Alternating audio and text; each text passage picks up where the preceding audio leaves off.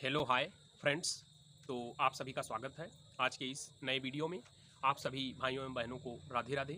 आज के इस वीडियो में हम डिस्कस करेंगे एक ऐसे टॉपिक को जो नीट एस्पायरेंट्स के दिमाग में ज़्यादातर आता रहता है, क्योंकि जो भी नीट एस्पायरेंट्स हैं वो सभी मॉक टेस्ट देते हैं और मॉक टेस्ट देने के बाद फिर उसको कैसे हैंडल करना है, उसमें कौन सी गलतियां हुई हैं या कौन से रॉन्ग क्वेश्चंस हुए हैं या किस तरह की उसमें जैसे कोई कॉन्सेप्ट समझ में नहीं आया है या कॉन्सेप्ट समझ में आया लेकिन ऑप्शन में गलती कर दी है, ऐसी कई सारी रॉन्ग या चीज़ें या मिस्टेक्स होती हैं। तो उसके लिए ये तो सबको पता है कि हम मिस्टेक बुक या मिस्टेक नोटबुक या मिस्टेक बॉक्स बना लेते हैं, लेकिन ये बहुत कम बच्चों को पता रहता है कि वो जो मिस्टेक्स हमने की हैं उन मिस्टेक्स को कैसे एनालाइज करना है। आगे जो अगला मॉक टेस्ट आ रहा है उसमें उन मिस्टेक्स में फिर क्या सुधार करना है जिससे कि अगले जो मिस्टेक्स हुई हैं वो रिपीट ना हो।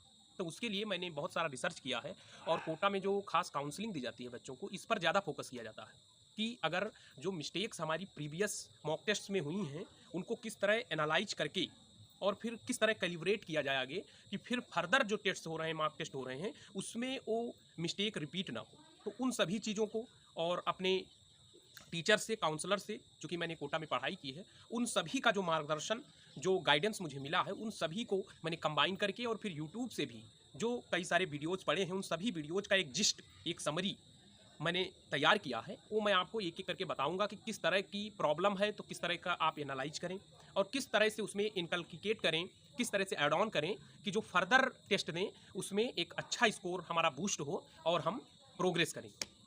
तो आइए, मैंने उसको लाइन वाइज, टॉपिक वाइज और जिस जिस तरह का नंबरिंग होता है उस तरह का करके मैंने उसमें किया है। तो मैं आपको जो नोट किया है मैंने उससे आपको बताऊंगा। तो देखिए, जो सबसे मिस्टेक को जैसे जो बताया गया है कि मिस्टेक को आप ये ना समझें कि आपका फेल्योर, मिस्टेक फेल्योर नहीं है, ये एक आपको चांस दिया है ईश्वर ने कि आप उसको फिर से ऐड ऑन करके, फिर से उसमें कुछ जोड़कर और उसको और अच्छी तरह से आप तैयार करें कि उसके अगल बगल कहीं का भी जो क्वेश्चन आए वो आपसे बने। तो सबसे पहली बात तो हमको ये हटा देना है माइंड से कि मिस्टेक जो है वो फेल्योर नहीं है। मार्क टेस्ट है, उसमें मिस्टेक्स होती रहेंगी और आप उसको और इंप्रूव करके अपने स्कोर को बूस्ट करते रहेंगे। एक जर्नी है, इट्स अ जर्नी। तो अब हम क्लासिफाई करते हैं कि मिस्टेक्स कितनी तरह की होंगी। पहले मैं वो आपको बताऊंगा जिससे आप ये आइडेंटिफाई करें कि इतने तरह की मिस्टेक्स हो सकती हैं। उसके बाद फिर मैं उनका एक एक सोल्यूशन जो मैंने लिखा है वो आपको मैं बताऊंगा। तो जो नंबर 1 मिस्टेक, आपकी फर्स्ट मिस्टेक होती है कि मिस्टेक बेस्ड ऑन नॉलेज, यानी नॉलेज के बेस पर जो मिस्टेक हो सकती है उसमें फिर रॉन्ग कॉन्सेप्ट बेस्ड मिस्टेक आपकी हो सकती है, ऑप्शन कन्फ्यूजन बेस्ड मिस्टेक आपकी हो सकती है, या फिर कैलकुलेशन बेस्ड मिस्टेक आप कर सकते हैं। फिर बी, टाइम रिलेटेड मिस्टेक, यानी टाइम मैनेजमेंट आप नहीं कर पाए, सॉरी, उससे रिलेटेड मिस्टेक हो गई। या फिर रीडिंग मिस्टेक, आपने क्वेश्चन को पढ़ा बारीकी से लेकिन उसमें कोई पॉइंट आपने छोड़ दिया, उससे related mistake. Surrounding environment conditional mistake, मान लीजिए आप बैठे और आप डिस्टर्ब हो गए अगल बगल या किसी तरह का, उससे जो आपकी मिस्टेक हुई वो मिस्टेक। फिर स्ट्रेस मिस्टेक, यानी आप स्ट्रेस को मैनेज नहीं कर पाए, आपको लगा ये टफ है, आपने छोड़ दिया। ओवर कॉन्फिडेंस मिस्टेक, आपको लगा कि क्वेश्चन मुझे आता है और उसमें नॉट लगा दिया था, आपने पहले उस क्वेश्चन को पढ़ रखा था और आपको उसका आंसर पहला ए टिक करना था लेकिन आपने नॉट को ध्यान नहीं दिया और आपने उसमें टिक मार दिया। ओवर कॉन्फिडेंस मिस्टेक और ब्लाइंड गेस कर दिया आपने, मतलब आपको आता नहीं था, आपने गेस मार दिया। तो इन सभी चीज़ों का अब मैं सोल्यूशन बताऊंगा। मैंने सबसे पहला जो आपको बताया था कि रॉन्ग कॉन्सेप्ट बेस्ड मिस्टेक, तो उसके लिए हमको क्या करना है, इस टाइप की मिस्टेक के लिए सबसे पहले वो क्वेश्चन को अच्छी तरह से समझना है। उस क्वेश्चन को समझने के बाद conceptual understanding of the subject, यानी जो सब्जेक्ट जो पढ़ा हमने, जो मैटर पढ़ा, उसकी कॉन्सेप्चुअल अंडरस्टैंडिंग हमारे पास होनी चाहिए। उसको अब आगे जो आपका टेस्ट आएगा उसमें आपको इंप्रूव करना है। तो कॉन्सेप्चुअल अंडरस्टैंडिंग होनी चाहिए सब्जेक्ट की, आपको उस पर ज़्यादा टाइम स्पेंड करना है उस कॉन्सेप्ट को रिवीजन करने में, यानी जो कोर कॉन्सेप्ट उससे रिलेटेड है उस कोर कॉन्सेप्ट को रिवाइज करने में आपको ज़्यादा टाइम देना है। और अगर कोई फैक्ट रिलेटेड क्वेश्चन आपका गलत हुआ है तो उस फैक्ट को आपको मेमोराइज कर लेना है। फिर आइए आगे बढ़ते हैं, ऑप्शन कन्फ्यूजन बेस्ड मिस्टेक। अगर ऑप्शन में आपको दिक्कत हुई, उससे रिलेटेड अगर आपका क्वेश्चन गलत हो, उसके लिए आपको क्या करना है, कंसिस्टेंट प्रैक्टिस करना, यानी आपको प्रैक्टिस करना है वहाँ। इसका मतलब ये हुआ कि आपकी प्रैक्टिस से रिलेटेड वो प्रॉब्लम आई, तो आपको बहुत सारे क्वेश्चंस को प्रैक्टिस करना है और वैरायटी ऑफ मॉक टेस्ट आपको देने हैं, वैरायटी ऑफ मॉक टेस्ट आपको देने हैं। फिर अगला है कैलकुलेशन बेस्ड मिस्टेक। अगर कैलकुलेशन बेस्ड मिस्टेक जो है उसके लिए आपको क्या करना है कि आपको कैलकुलेशन की ट्रिक्स सीखनी है, यानी आपको ट्रिक्स भी आती हैं, फिर भी अगर गलत हो रहा है तो आपको ये करना है कि जो भी आप कैलकुलेशन करें उस कैलकुलेशन को आप डबल चेक कर लें प्लीज़। तो इससे आपकी जो एक मिस्टेक है डिक्रीज हो जाएगी। फिर आगे बढ़ते हैं, time related mistake. Calculation based mistake मैंने बता दिया। टाइम रिलेटेड मिस्टेक में आपको क्या करना है, इसमें प्लानिंग एंड मैनेजिंग करनी है। आपको पहले से प्लान करना है, या वहाँ पेपर के डिफिकल्टी लेवल को देखकर आपको प्लान करना है कि किस तरह का टाइम मैनेजमेंट होगा। आपको जो फिजिक्स, केमिस्ट्री, बायो, इन तीनों का जो टाइम है इसको डिवाइड करना है, और उसके बाद आपको देखना है कि कितना टाइम किस सब्जेक्ट को हमें देना है। और इसमें आप ये कर सकते हैं कि एग्जाम में आप बैठने के बाद, एग्जाम में आप जब बैठने जा रहे हैं उससे पहले आप अपने रूम पर या अपने जहाँ प्रैक्टिस करते हैं वहाँ पर आप ऐसा कर सकते हैं कि आप पहले से उस पैटर्न के पेपर या उस तरह के मॉक टेस्ट को अच्छी तरह से एनालाइज करके फिर 2-3-4 मॉक टेस्ट टाइम मैनेजमेंट के आधार पर आप ऐसे देख सकते हैं कि बायो को मैं इतना टाइम में कर लेता हूँ, फिजिक्स में 1.5 आवर में कर लेता हूँ, केमिस्ट्री 1.5 आवर में कर लेता हूँ, बायो 45 या 30 मिनट्स में कर लेता हूँ। इस तरह का आपको पहले से जब आप प्रैक्टिस करेंगे तो आपका टाइम मैनेजमेंट इंप्रूव होगा और आप अच्छी तरह से उस पेपर को कर पाएंगे। फिर अगली जो मिस्टेक थी वो थी रीडिंग मिस्टेक। अब रीडिंग मिस्टेक में क्या है कि इसमें सबसे ज़रूरी है, जो क्रूशियल पॉइंट ये है कि आपको क्वेश्चन को सबसे पहले हाईलाइट करते हुए अच्छी तरह से उस पूरे क्वेश्चन को आपको पढ़ना है। कई सारे बच्चे ये गलती करते हैं कि उस पूरे क्वेश्चन को पढ़ते नहीं सही से, तो आपको हाईलाइट करके एक एक पॉइंट को आपको अच्छी तरह से पढ़ना है। पढ़ने के बाद क्या करना है, आपको माइंड में स्कैनिंग करनी है उसकी। पहले तो आपने स्कैनिंग कर लिया, फिर माइंड में उसको पॉन्डरिंग करनी है, यानी उसकी थिंकिंग करनी है। ये थिंकिंग का मतलब ये नहीं कि बहुत देर तक थिंक करना, हाँ अपने माइंड में एक इमेजिन करना है कि ये ऐसा क्वेश्चन है, इसका आंसर ऐसा देना है। फिर एक बार उस क्वेश्चन को आपको देख लेना है, जिससे गलती के जो चांसेस हैं वो आपके नील हो जाएं, डिक्रीज हो जाएं।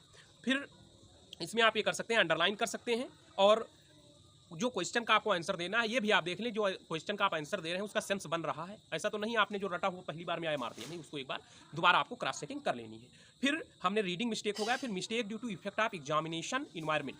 अब ये कैसा हो सकता है, एग्जामिनेशन इन्वायरमेंट इस तरह से हो सकता है कि मान लीजिए पेपर के टाइम जब आप अंदर इंटर किए तो बहुत सारे बच्चे आसपास थे, उससे एक प्योस क्रिएट होता है, एक हौच पौच का जो इन्वायरमेंट है वो क्रिएट होता है। तो उससे जो है हमारे माइंड में स्ट्रेस बढ़ना चालू हो जाता है, थोड़ी एंजाइटी आती है। तो उन सबको हैंडल करने के लिए आप क्या कर सकते हैं कि सबसे पहले जब आप पेपर देने जाएं आप अच्छी तरह से बैठ जाएं, अपना टाइम लें। सबसे पहली बात यह है आपको 10-5 मिनट पहले पहुंचना है वहाँ, जब से पेपर है उससे 10, फिर आपको आराम से बैठ जाना है।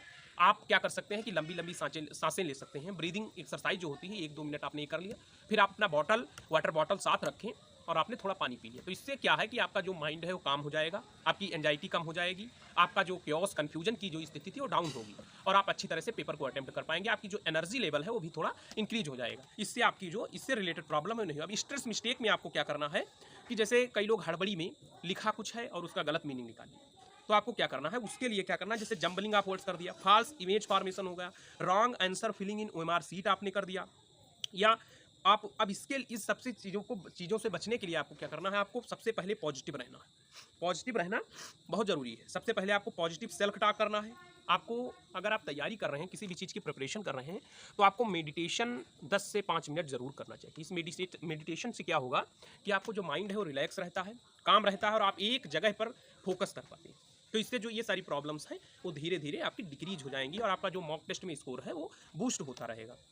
उसके बाद आपको क्या करना है, आप कोई एक कूल म्यूज़िक या कोई इंस्पायरेशनल स्पीचेस सुन सकते हैं, किसी जो मोटिवेट करते हैं, या कोई बड़े बड़े जो स्पीकर्स हैं, या आप कोई सूदिंग या कोई ऐसा सॉन्ग जो आपको रिलैक्स करता है, आपके माइंड को रिलैक्स करता है। आपको रिलैक्स रहना भी ज़रूरी है, तो इस तरह के सॉन्ग सुन सकते हैं। कोई पॉजिटिव कन्वर्सेशन सुन सकते हैं, किसी टॉपर स्टॉक, कई सारे अब तो सारी फैसिलिटीज़ हैं उपलब्ध हैं, उनको आप देख सकते हैं और इस तरह की सारी चीज़ों को आप कर सकते हैं। फिर जो मैंने डिस्कस किया था आपके साथ कि ओवर कॉन्फिडेंस मिस्टेक, अब इसके लिए क्या करना है कि ओवर कॉन्फिडेंस मिस्टेक तब होती है जब हमें लगता है कि ये जो क्वेश्चन आया है मुझे पहले से आता है। लेकिन प्लीज़ आपको ये करना है कि हर क्वेश्चन को नीट, क्योंकि आपके होल 1 ईयर की एक मेहनत है, तो आपको पूरे क्वेश्चन को अंडरलाइन करके अच्छी तरह से उसे पढ़ना है।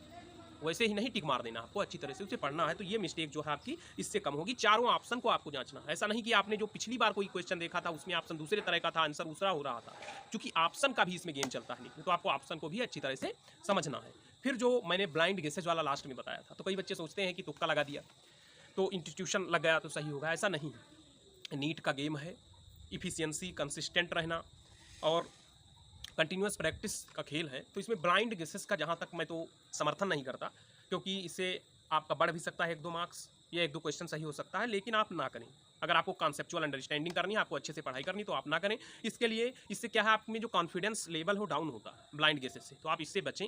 और इसके लिए आपको क्या करना है कि आप पहले से अलर्ट रहें और आप अच्छी तैयारी करके जाएँ। हर मॉक टेस्ट से पहले अपना सारा रिवीजन कर लें, आप अपना एक प्लान तैयार कर लें कि इस तरह मुझे इस चैप्टर को पढ़ना है, इस तरह से मुझे मॉक टेस्ट में पेपर को अटेम्प्ट करना है और जो पिछली मिस्टेक्स आपकी हैं उन सभी को आपको एनालाइज करके जाना है, उनको एक बार देख करके जाना है। और आशा करते हैं कि आपको ये वीडियो पसंद आया होगा। मैंने बहुत अच्छी तरह से रिसर्च करके कोटा की जो टॉप फैकल्टीज़ हैं, जो टॉप मोटिवेटर हैं, जो मोटिवेट करते हैं स्पीकर्स हैं, और जो काउंसलिंग एक्सपर्ट्स वहाँ पर रहते हैं, उन सभी के गाइडेंस, उन सभी की जहाँ जहाँ से चीज़ें मिल सकती थी उन सबको इनकलकेट करके, उन सबको ऐड ऑन करके मैंने इस वीडियो को बनाया है। तो आशा करते हैं कि आप सभी जो नीट एस्पायरेंट्स हैं वो इससे प्रॉफिट लेंगे, लाभान्वित होंगे।